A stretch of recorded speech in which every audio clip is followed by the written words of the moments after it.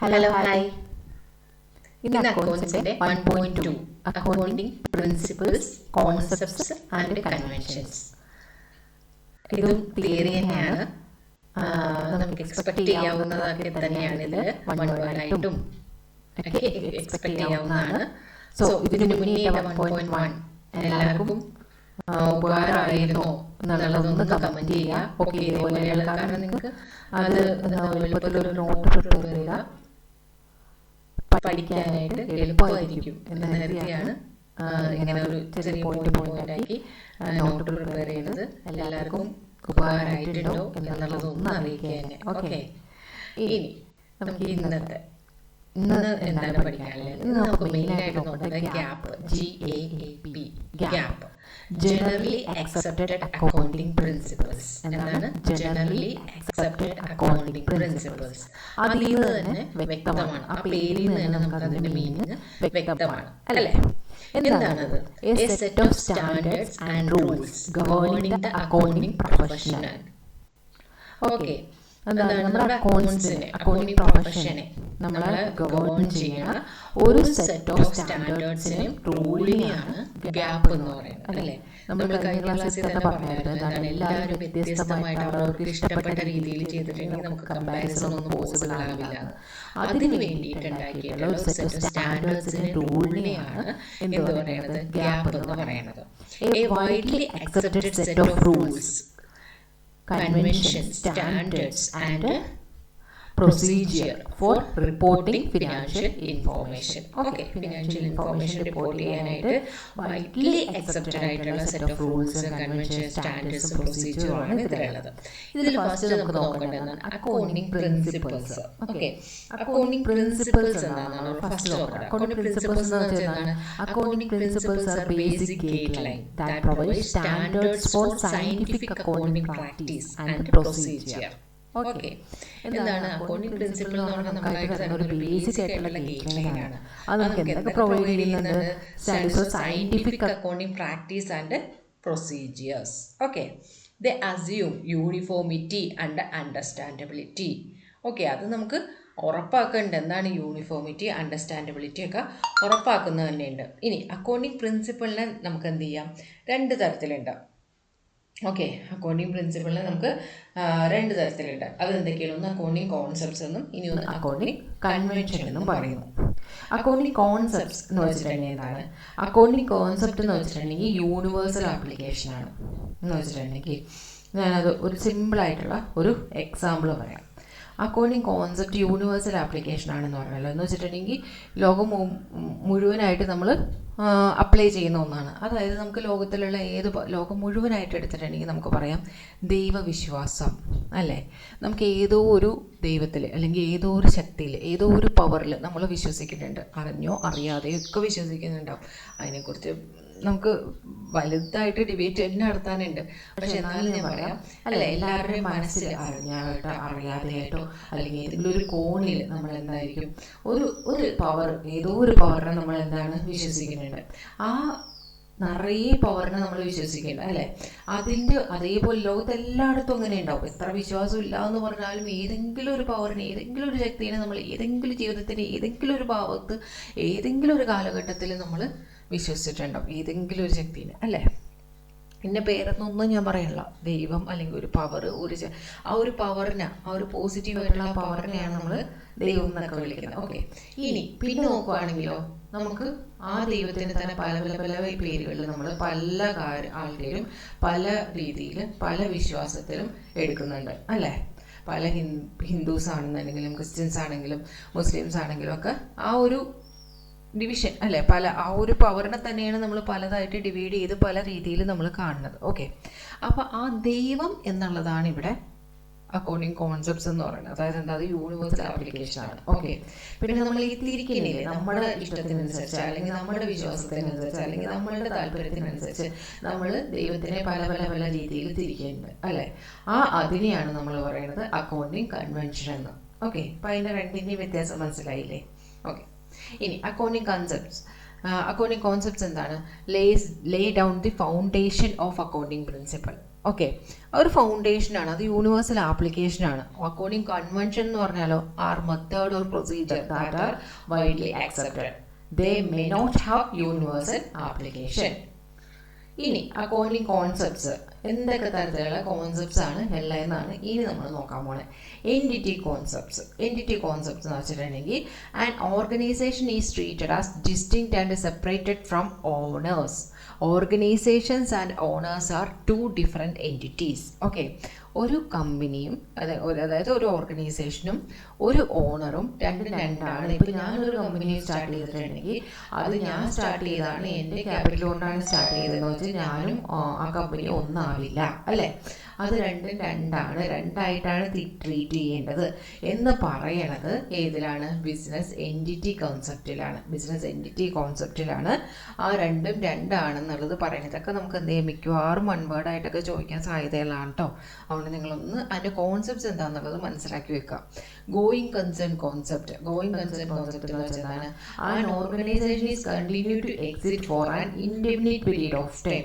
ഒരു ഓർഗനൈസേഷൻ നമ്മൾ സ്റ്റാർട്ട് ചെയ്യണത് അല്ലെ എത്ര പീരീഡുകൾ, അല്ലെങ്കിൽ നമുക്ക് എന്താ പറയണേ, ഇൻഫിനിറ്റ് ആണ് അല്ലെ, ഇൻഫിനിറ്റ് പീരീഡ് ഓഫ് ടൈം ആയിട്ട് നിൽക്കും എന്നുള്ളതിനാണ് നമ്മൾ എന്ത് ചെയ്യുന്ന ഒരു ഓർഗനൈസേഷൻ സ്റ്റാർട്ട് ചെയ്യണം. അല്ലെങ്കിൽ ഇന്ന് സ്റ്റാർട്ട് ചെയ്ത് നാളെ ക്ലോസ് ചെയ്യുക, അല്ലെങ്കിൽ ഈ വർഷം സ്റ്റാർട്ട് ചെയ്ത് അടുത്ത വർഷം ക്ലോസ് ചെയ്യും എന്ന് പറഞ്ഞ് അങ്ങനെയുള്ള ഓർഗനൈസേഷൻ സ്റ്റാർട്ട് ചെയ്യുന്നുണ്ട്.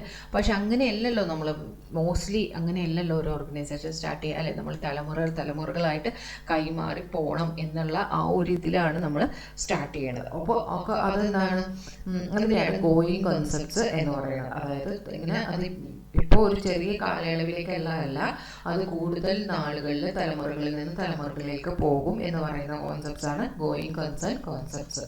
ഓക്കെ, ഇനി അക്കൗണ്ടിങ് പീരീഡ് കോൺസെപ്റ്റ് എന്ന് പറഞ്ഞാൽ എന്താണ്?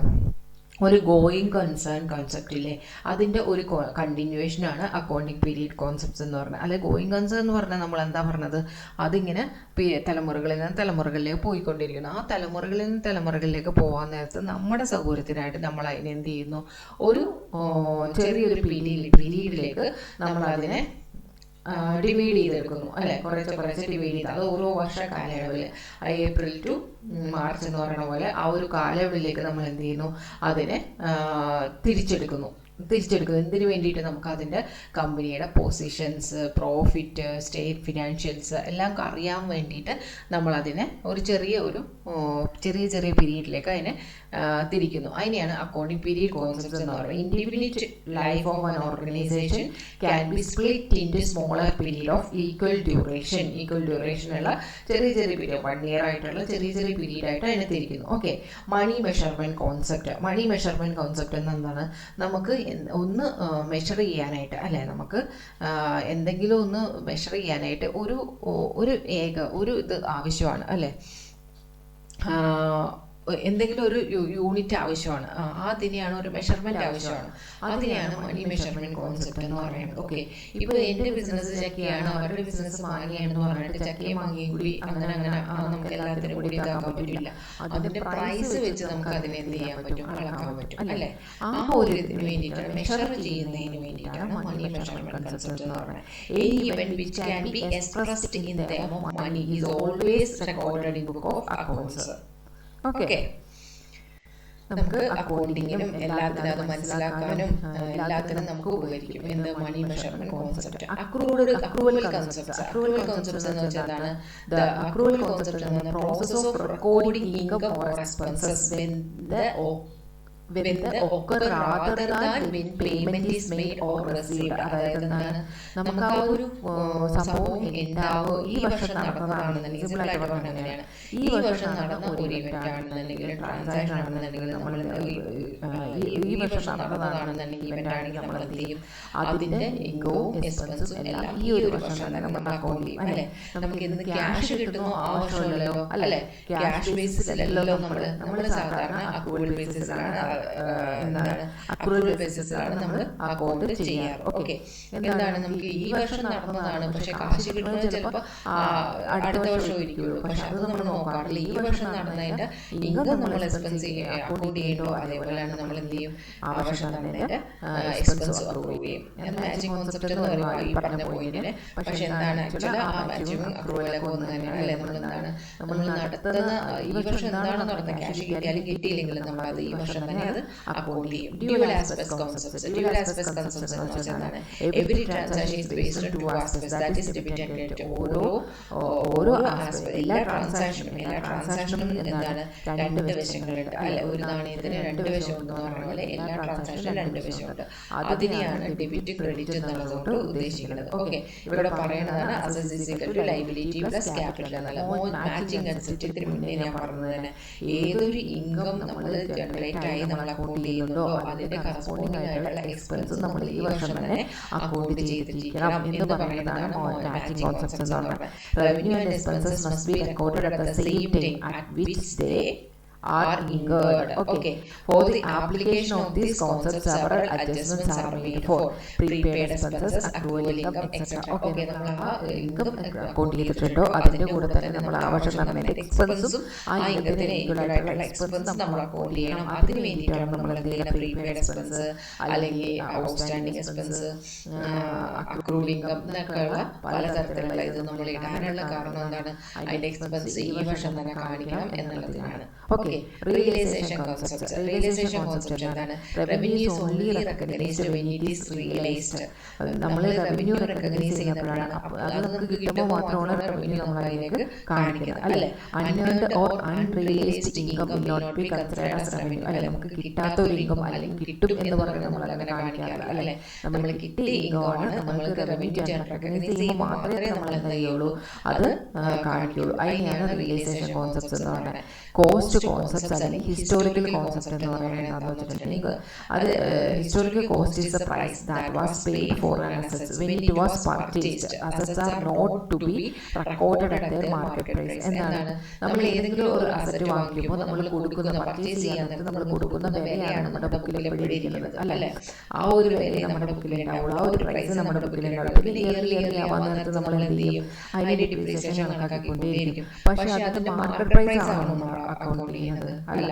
മാർക്കറ്റ് പ്രൈസ് ഓരോ ദിവസവും ഓരോ മണിക്കൂറിലൊക്കെ ചേഞ്ച് ഉണ്ടാവും. പക്ഷെ നമ്മൾ അങ്ങനെയാണോ അക്കൗണ്ട് ചെയ്യുന്നത് അല്ലേ. നമ്മൾ എന്താണോ നമ്മൾ വാങ്ങിച്ചത് ആ വാങ്ങിച്ച പ്രൈസാണ് നമ്മൾ അക്കൗണ്ട് ചെയ്യുക. അതിനെയാണ് ഹിസ്റ്റോറിക്കൽ കോസ്റ്റ് അല്ലെങ്കിൽ കോസ്റ്റ് കോൺസെപ്റ്റ്സ് എന്ന് പറയുന്നത്.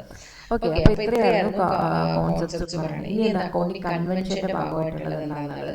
Convention of conservatism. Convention of conservatism is also known as doctrine of prudence. Doctrine of prudence എന്നും ഇത് പറയുന്നുണ്ട്. ഇതിനെ കൺസർവേറ്റിസം കോൺസെപ്റ്റ്സിന്. ഇനി it is a policy of anticipating possible future losses but not future gains. ഇത് എന്താണ്, നമുക്ക് വരാനായിട്ട്, അതായത് ഇനി ഫ്യൂച്ചറിൽ വരും എന്ന് ഉറപ്പുള്ള കുറച്ച് എക്സ്പെൻസ് അല്ലെങ്കിൽ ലോസസ്, അതിന് വേണ്ടിയിട്ട് നമ്മൾ ഇപ്പോഴേ കരുതിയിരിക്കും അല്ലെ. ഒരു വലിയ ലോസ് അല്ലെങ്കിൽ വലിയൊരു എക്സ്പെൻസ് നമുക്ക് വരാനുണ്ടെന്ന് വിചാരിക്കാനായിട്ട് നമ്മൾ അതിൻ്റെ ഒരു പ്രൊവിഷൻ ഇട്ട് വെക്കും. പക്ഷെ ഒരു വലിയൊരു ഗെയിൻ നമുക്ക് കിട്ടാനുണ്ട്, വലിയൊരു ഇൻകം നമുക്ക് കിട്ടാനുണ്ടെന്ന് പറഞ്ഞിട്ട് നമ്മൾ അതിനിപ്പോഴേ പ്രിപ്പയർ ചെയ്ത് ചെലവ് ചെയ്തുകൊണ്ടിരിക്കില്ല. എന്ത് ചെയ്യും, നമുക്ക് ആ ലോസിന് മാത്രം നമുക്ക് ആ ഒരു ടൈം അത് നമ്മൾ എല്ലാ വേർഡും കൂടി ഒരുമിച്ചെടുത്ത് തലയിൽ വെക്കേണ്ടതെന്ന് പറഞ്ഞ് എന്തായാലും വരാൻ ചാൻസ് ഉണ്ട് എന്ന് കാണുമ്പോൾ നമ്മൾ എന്ത് ചെയ്യുക, അതിന് ആ ഒരു എമൗണ്ട് മാറ്റി വയ്ക്കുക, അതിൻ്റെ ഒരു പ്രൊവിഷൻ ഇട്ട് വെച്ചുകൊണ്ടേയിരിക്കും. ഓക്കെ, അതെന്ത് മൂലമാണ് നമ്മൾ കൺസർവേറ്റിസം കൺവെൻഷൻ ഓഫ് കൺസർവേറ്റിസം അനുസരിച്ചാണ് നമ്മൾ ആ ചെയ്യുന്നത്. Okay, convention of consistency. Consistency എന്താണ്, same accounting principle should be used for preparing financial statement year after year. Accounting policy can be changed if required. അതായത് നമ്മൾ ഒരേ അക്കൗണ്ടിംഗ് പ്രിൻസിപ്പൽ തന്നെയായിരിക്കണം നമ്മൾ use ചെയ്തിരിക്കുന്നത് ഓരോ വർഷവും. അതല്ലാണ്ട് നമ്മൾ എന്ത് ചെയ്യണം, നമ്മുടെ ഇഷ്ടത്തിനൊത്ത അക്കൗണ്ടിംഗ് പ്രിൻസിപ്പൽ ചേഞ്ച് ചെയ്യാനായിട്ട് പാടില്ല. അപ്പോൾ നമുക്ക് തന്നെ അത് കമ്പാരിസൺ പോസിബിൾ അല്ല. നമ്മൾ വേറൊരാളിലേക്ക് നോക്കണ്ട, നമ്മളുടെ പ്രീവിയസ് ഇയറും ഈ വർഷവും തമ്മിൽ നമ്മൾ കമ്പയർ ചെയ്യും അല്ലെ. അപ്പോൾ തന്നെ നമുക്ക് എന്ത് ചെയ്യും, അത് കമ്പാരിസൺ പോസിബിൾ ആവില്ല. കാരണം നമുക്ക് ഇഷ്ടമുള്ള കഴിഞ്ഞ വർഷം ഒരു പ്രിൻസിപ്പിൾ ഈ വർഷം ഒരു പ്രിൻസിപ്പിൾ എന്ന് പറഞ്ഞു കഴിഞ്ഞാൽ നമുക്കത് കമ്പാരിസൺ പോസിബിൾ ആവില്ല, ആക്യുറേറ്റ് ആയിട്ടുള്ള ഡാറ്റ നമുക്ക് കിട്ടില്ല.